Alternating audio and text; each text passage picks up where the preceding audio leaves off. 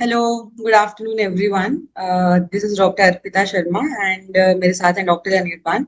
सो हमारे Everglow Mind के channel पे टुडेज वेबिनार का टॉपिक है health anxiety and we are glad to see many participants who have joined us in this webinar. So without any further delay हम start करते हैं. So introduction and थोड़ा सा basic symptoms doctor Anirban हमें थोड़ा बताएंगे कि क्या होती है हेल्थ एंजाइटी. मेन चीज है ये जानना इसलिए जरूरी है क्योंकि बहुत बार ये मिस डायग्नोस होता है और इसकी प्रॉपर ट्रीटमेंट अवेलेबल है. अगर ये डायग्नोसिस प्रॉपर हो, हम सिम्टम्स प्रॉपरली जान पाए कि क्या सिम्टम्स हैं, तो हमारी जो हेल्थ एंजाइटी है उस पे काफी जो ट्रीटमेंट मोडालिटीज हम यूज करके पेशेंट को ठीक कर सकते हैं. तो डॉक्टर इरफान स्टार्ट करते हैं and then we'll continue our discussion. Over to you, Dr. Anirban. Thank you doctor Arpita. तो जैसे कि हमने लास्ट वेबिनार में एंजाइटी के बारे में जनरल डिस्कशन किया था, वहां पे हमने बोला था क्या क्या टाइप्स ऑफ एंजाइटी है. वहां पे हेल्थ एंजाइटी बोल के एक टाइप हमने बताया था, डिटेल में डिस्कस नहीं किया था. तो इस वेबिनार में वही डिटेल में डिस्कस करते हैं हेल्थ एंजाइटी क्या है. सो ओपीडी में बहुत कॉमन है कि कोई पेशेंट आती है या आता है एंड दे डिस्क्राइब कि उनको पूरा टाइम कुछ ना कुछ बीमारी के बारे में चिंता रहता है. शायद ये बीमारी हो जाएगा, ये सीवियर बीमारी हो जाएगा, हो गया तो क्या करेंगे. बहुत वो टेस्ट करते रहते हैं, इंटरनेट में सर्च करते रहते हैं कि ये बीमारी का ये लक्षण तो नहीं है. अपने से मैच करते हैं कि ये लक्षण मेरे में मैच हो रहा है तो शायद मुझे ये बीमारी है. और उनका पूरा दिन इसी चिंता में वो प्री ऑक्यूपाइड रहते हैं. तो चलिए आज इसी कॉमन सिम्टम और बीमारी के बारे में डिस्कस करते हैं हेल्थ एंजाइटी पे. अगर हम जो क्लासिफिकेशन सिस्टम है साइकेट्रिक है उसमें देखें तो इसको इलनेस एंजाइटी डिसऑर्डर, पहले हाइपोकॉन्ड्रियासिस ये नाम से भी जाना गया है. बट सिंपल रखने के लिए हम इसको हेल्थ एंजाइटी ही बोलेंगे पूरे डिस्कशन में. तो जैसे मैंने बोला इसको इलनेस एंजाइटी और हाइपोकॉन्ड्रियासिस से भी जाना गया है. इसमें क्या होता है कि इसमें बहुत ज्यादा चिंता होता है कि शायद हमको कोई बीमारी, कोई सीरियस बीमारी या जानलेवा बीमारी हो गया हो या हम होने वाले हो. जिन लोगों को ये इलनेस एंजाइटी डिसऑर्डर होते हैं उनको बहुत ज्यादा फियर और एंजाइटी होता है. डिस्पाइट मेडिकल और फिजिकल एग्जामिनेशन वो बहुत ज्यादा लेबोरेटरी टेस्ट करते हैं, बहुत सारे डॉक्टर्स के पास जाते हैं और जो सिम्टम्स है उन दिखाते भी हैं. डॉक्टर्स बोलते भी है कि ऐसा कोई प्रॉब्लम, बड़ा प्रॉब्लम नहीं है, बट उनको ये यकीन नहीं होता. कंटिन्यूअसली उनको यही चिंता रहता है कि शायद उनको कोई सीरियस बीमारी हो गया है या होने वाला है. ऐसे पेशेंट्स में बहुत कॉमन है कि वो अपने बॉडी को बहुत ज्यादा एनालाइज करते हैं पूरा दिन. जो भी छोटा से भी छोटा चेंज हो, जैसे थोड़ा पेट में कुछ प्रॉब्लम होना या फिर कोई जगह थोड़ा भी दर्द हो, वो उन चीजों को उस सिम्टम से जोड़ लेते हैं और उनको लगता है कि ये सारे इंडिकेशंस है कि शायद हमको कोई सीरियस बीमारी है. कुछ कॉमन रिस्क फैक्टर्स जानते हैं. रिस्क फैक्टर्स मतलब क्या क्या कारण हो सकता है जहाँ पे ऐसे रोग में पेशेंट्स का रिस्क ज्यादा हो. जैसे अगर उन पेशेंट्स के फैमिली में एंजाइटी डिसऑर्डर्स बहुत होते हैं, पहले भी शायद ये ऐसे सीरियस बीमारी से जूझ चुके हैं, या फिर फैमिली में बीमारियों के बारे में बहुत ज्यादा कॉमनली डिस्कस किया जाता है. पेशेंट अगर कोई और एंजाइटी डिसऑर्डर से जूझ रहा हो, जैसे पहले वेबिनार में डिस्कस किए थे बहुत सारे एंजाइटी डिसऑर्डर्स, उनमें से कोई हो तो उसके साथ हेल्थ एंजाइटी बहुत कॉमनली होता है. जो लोग बहुत ज्यादा सर्च करते हैं, सोशल मीडिया बोलिए, इंटरनेट बोलिए, हेल्थ रिलेटेड बारे में बहुत ज्यादा सर्च करते हैं कि क्या सिम्टम्स है, क्या बीमारी है, क्या लक्षण है, उनमें भी ये बीमारी बहुत कॉमनली देखा गया है. आइए चलिए जानते हैं कि क्या क्या बहुत कॉमन सिम्टम्स है इसके बारे में, कि अगर आपके आसपास किसी को ये दिखे तो आप बोल सकते हो कि उनको शायद हेल्थ एंजाइटी है. कि कोई बहुत जानलेवा बीमारी के बारे में बहुत ज्यादा सोचना, जैसे कॉमनली हम देखते हैं कि कैंसर, एड्स, जो एक हम बचपन से हमको सिखाया गया कि ये सारे लाइलाज बीमारियां, या बीमारी हो जाए तो इसका इलाज नहीं हो जाता. जनरली इन सब बीमारियों के बारे में चिंता बहुत ज्यादा होता है. एक चीज है कि बीमारी का चिंता होता है बट वैसा कोई बीमारी के लक्षण दिखते नहीं है या होते नहीं है. अगर होते भी है तो बहुत ही कम होते हैं, माइल्ड होता है, बहुत ज्यादा डिस्ट्रेसिंग नहीं होता है बाहर से दिखने में. अगर कोई मेडिकल कंडीशन ऑलरेडी है तो उसके सिम्टम के अगेंस्ट बहुत ज्यादा एंजाइटी होता है इन लोगों को. और हेल्थ रिलेटेड इश्यूज में कुछ भी, हेल्थ के बारे में कुछ भी बिगड़ गया हो जो बहुत लोगों को, बाकी लोगों को बहुत कॉमन लगता है, उनको इन सारे प्रॉब्लम्स के बारे में बहुत ज्यादा चिंता होता है, कंसर्न बहुत ज्यादा होता है। और क्या क्या सिम्टम्स हम देख सकते हैं, जैसे छोटे छोटे बिहेवियर्स में बहुत ज्यादा चिंता करना, बहुत ज्यादा चेक करना सिम्टम्स के बारे में, पूरा दिन नेटवर्क, इंटरनेट पे, सोशल मीडिया पे सर्च करते रहना इन बीमारियों के लक्षणों के बारे में, इवन लोगों से पूछना, जिन लोगों को हुआ है उनसे राय लेना कि क्या मुझे ये बीमारी हुआ है, क्या मेरे ये जो लक्षण हो रहे हैं इस बीमारी के हैं। पूरा दिन इसी चिंता में इनका दिन व्यतीत होता है और काम में बहुत इफेक्ट होता है। चलिए जानते हैं इसका इम्पैक्ट क्या होता है लाइफ में। जिनको होता है वो पूरा दिन इसी बारे में सोचते रहते हैं, या घर का काम कर रहे हो, ऑफिस में हो, हर टाइम उनको यही ख्याल रहता है क्या कोई नया सिम्टम आ गया हो, क्या कोई नया चीज डायग्नोज या उस बीमारी के बारे में, किसी को उस बीमारी के बारे में पूछते हैं, सुनते हैं तो बहुत ज्यादा एंजाइटी होता है उनको एफिशिएंसी कम हो जाता है, काम में मन नहीं लगता। एक बहुत कॉमन पैटर्न जो देखा गया है कि ये बहुत सारे डॉक्टर्स के पास जाते हैं, क्योंकि किसी भी डॉक्टर का डायग्नोसिस इनको सेटिस्फाई नहीं कर पाता है। बहुत ज्यादा ट्रीटमेंट कराते हैं, बहुत ज्यादा इन्वेस्टिगेशन, मतलब खून का जांच होना या फिर स्कैन होना कराते हैं, जब तक उनको नहीं लगता कि कोई स्कैन ठीक आ रहा हो। इनमें शायद कोई कोमॉर्बिड साइकेट्रिक बीमारी भी डेवलप हो जाता है, जैसे अगर किसी को पूरा दिन यही लगता है कि उनको एंजाइटी है, एड्स है, कैंसर है, तो उन वो मन भी उदास होता रहेगा, शायद वो नशे की तरफ भी जा सकता है। तो ये सब कॉमन सिम्टम्स है, बहुत ज्यादा रिसर्च करते हैं वर्चुअल मीडिया में इस बारे में। तो अब तक हमने यही देखा है कि जो हेल्थ एंजाइटी है ये बहुत कॉमन है। ओपीडी में हमारे बहुत ऐसे पेशेंट्स आते हैं जो कंप्लेन करते हैं कि उनको ये चिंता है कि शायद उनको कोई जानलेवा बीमारी हो गया हो, और इस चक्कर में वो एक डॉक्टर से दूसरे डॉक्टर घूमते रहते हैं। जनरली ये फिजिशियन के पास पहले जाते हैं, क्योंकि जानलेवा बीमारी जो होता है, मेनली मेडिकल बीमारियों के बारे में ज्यादा डर लगा रहता है। उसके बाद ही शायद कभी बहुत ज्यादा अगर किसी डॉक्टर को लगे कि नहीं ये कोई मानसिक रोग है, तभी ये साइकियाट्रिस्ट के पास आते हैं।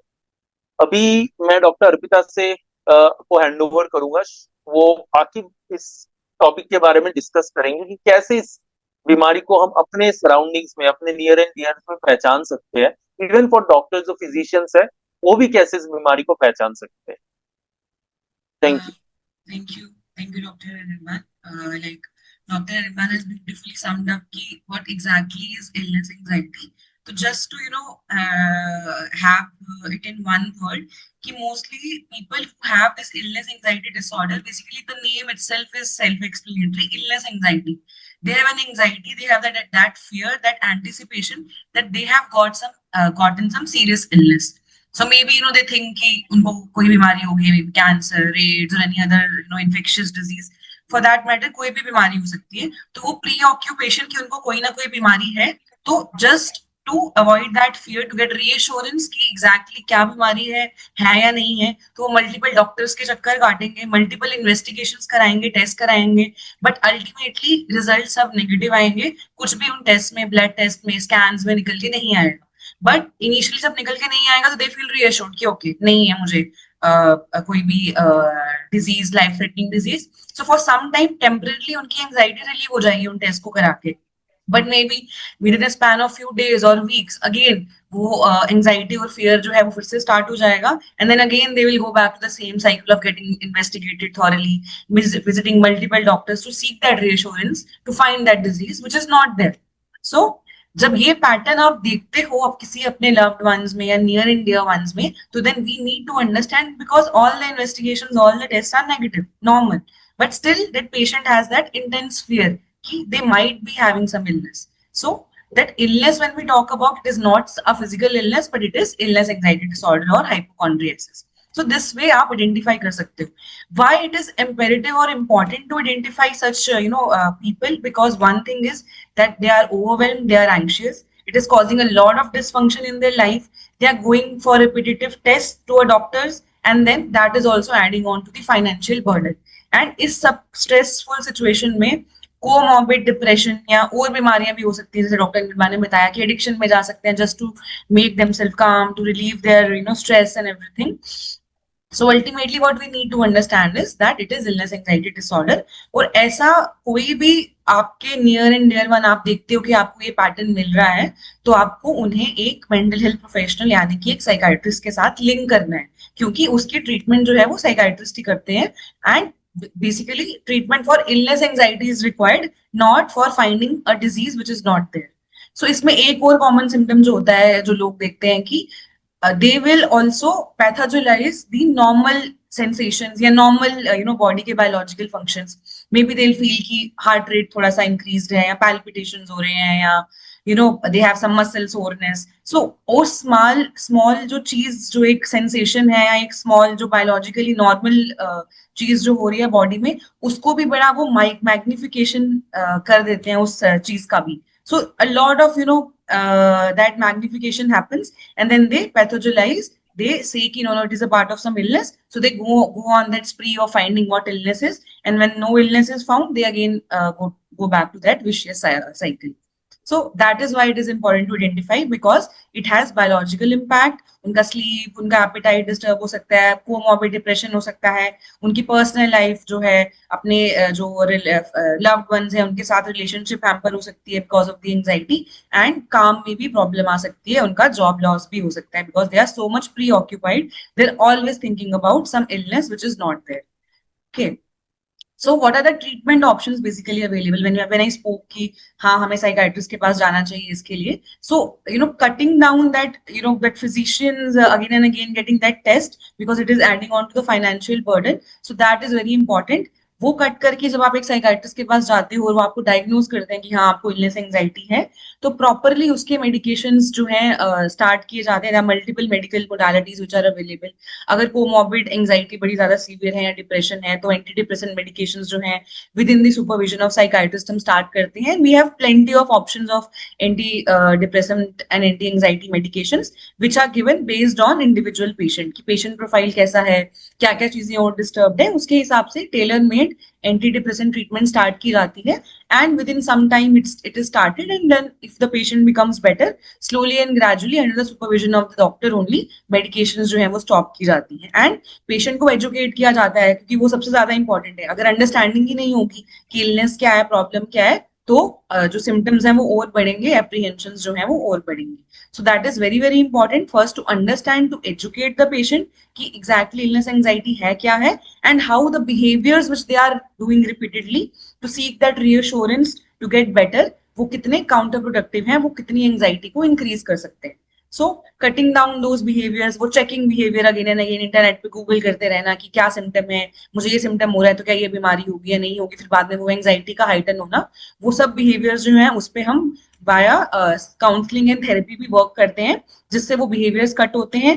The person starts focusing on the things which are important, and to calm down the anxiety many other behavioural techniques, काफी ज्यादा एक्सरसाइजेस वगैरह डिस्कस की जाती है, पेशेंट को ट्रेन किया जाता है कि जब वो उस एंजाइटी स्टेट में होंगे कैसे वो अपने आप को काम कर सकते हैं.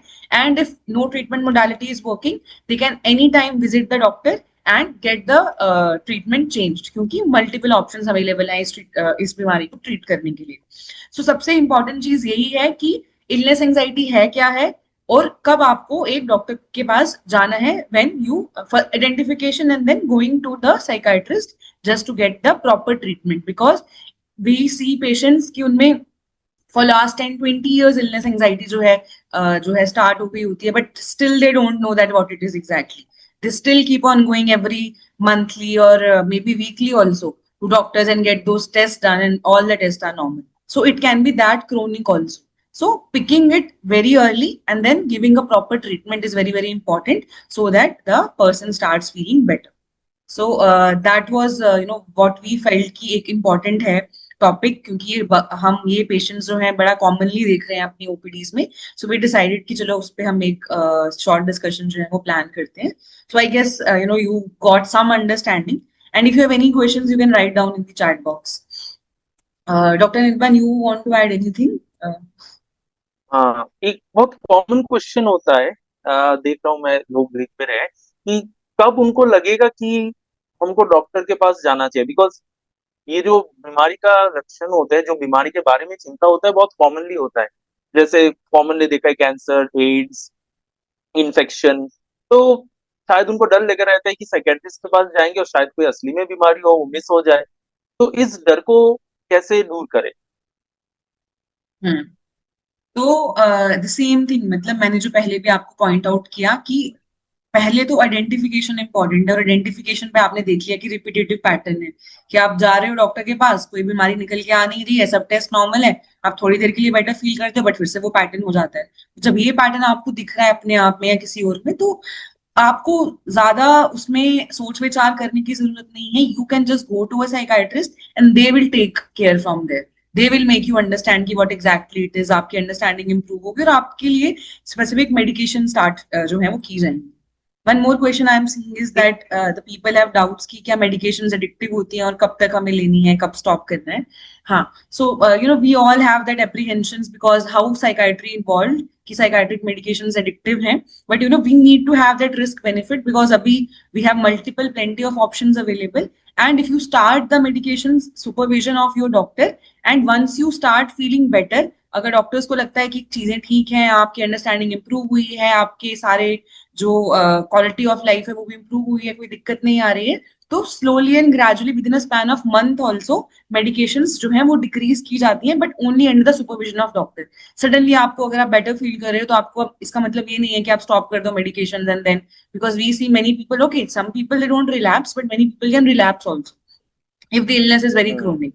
सो अगर आप सुपरविजन में करेंगे अपने साइकाइट्रिस्ट के, तो definitely many a time medications are stopped and maybe sometimes few sessions of therapy are required. And अगर फिर से रिलैप्स भी हो रहा है प्रॉब्लम का, तो at least you know and you have a better understanding and you know which doctor you have to visit. So that is important. And duration of treatment depends on it's very individual. It may take few months or it may take 1 or 2 years as well. But it all depends on your condition, the severity of problem, and many other factors also. So when you visit your doctor, you can ask your questions because every patient has an individual need which doctors cater to. They evaluate and then they cater to that. Basically treatment बहुत ही individualised होता है, patient centric होता है। हर एक patient के लिए treatment, बीमारी शायद एक हो पर ट्रीटमेंट हर पेशेंट के लिए अलग अलग होता है। वो बहुत सारे फैक्टर्स पे डिपेंड करता है कि बीमारी कितना टाइम से हो रहा है, कितना सीवियर है, और उस पेशेंट का बॉडी कैसे रिएक्ट करता है दवाई से। तो बहुत सारे फैक्टर्स है जो डिटरमाइन करते हैं कि कितना लंबा चलेगा ट्रीटमेंट। बट वही है, द इम्पोर्टेंट पार्ट इज कि आपको हिचकिचाना नहीं, हेजिटेट नहीं करना है कि हम नहीं स्टार्ट करेंगे मेडिकेशंस, बिकॉज मेडिकेशंस और therapy what ever is required based on the assessment, individual assessment, you should go ahead with the treatment because ultimately it is your life, your quality of life is getting hampered. So getting a proper treatment whichever is available, that is very very very important. So I guess there are no further questions, I don't see. So I think we can wind up for today. yeah, yeah.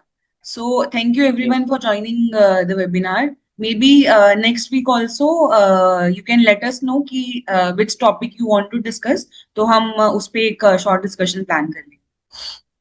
Okay, thank you Okay, everyone. thank you everyone.